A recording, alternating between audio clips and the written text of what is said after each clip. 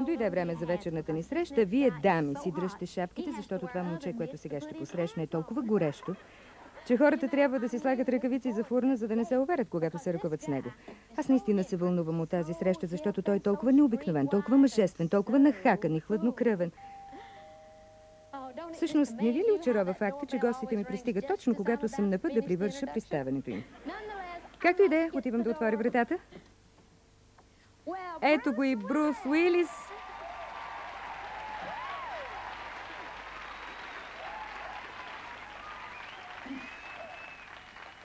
Здрасти, мис Доли.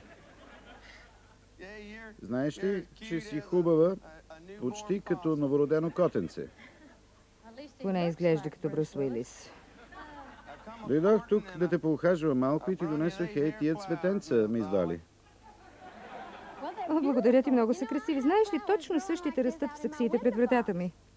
Вече не.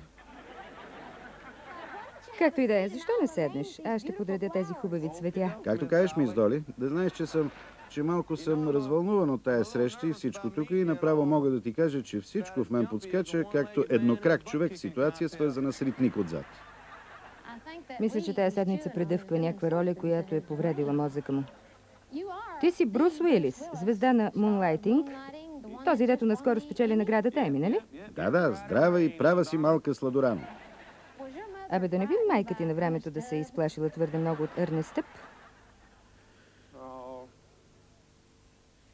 Не се получи, нали? Просто се чудех за какво ти е този селски акцент. Доколкото знам, следващия ви номер е да викаш Холмс. Това го пазех за големите риби, Доли. Брус, ако правиш всичко това заради мен, можеш да спреш, защото просто не ми е необходимо. Даже малко се засрамих. Не е ли този начинът да се свалят кънтри момичета? Да, може би, но във филми от преди 20-30 години. Бих искала просто да се отпуснеш и да бъдеш такъв какъвто си. Защо не пинеш малко шампанско? Наложи се да го откажа.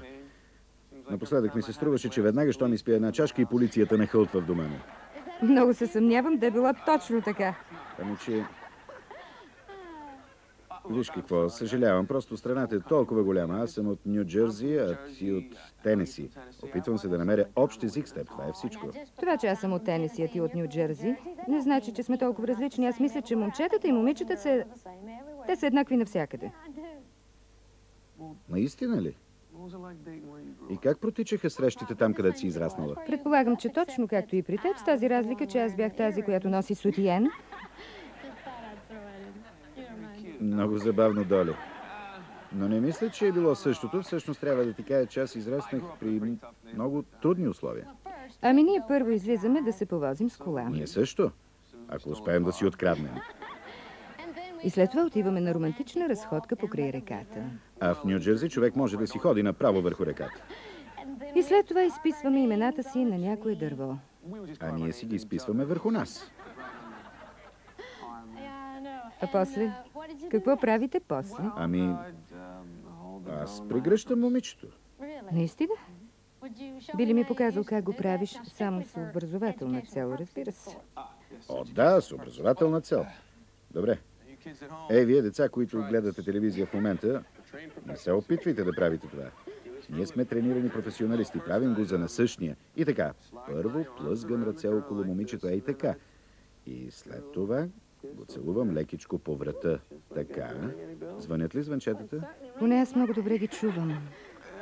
И тогава пошушвам едно малко нещичко в ухото й. Доволна съм, че не можете да чуете какво ми казва. Или поне какво си мисля, че ми казва. А след това понякога сядаме в парка и слушаме воя на койотите на Ню Джерси. Какво е пък това койотите на Ню Джерси? Един полупрофесионален отбор по бейсбол.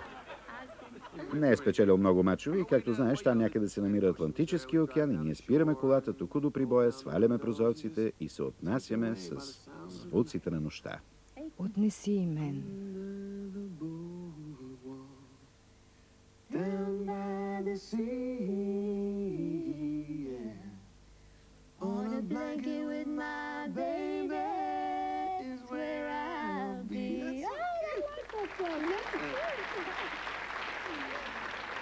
А във вашия край как стават тия работи?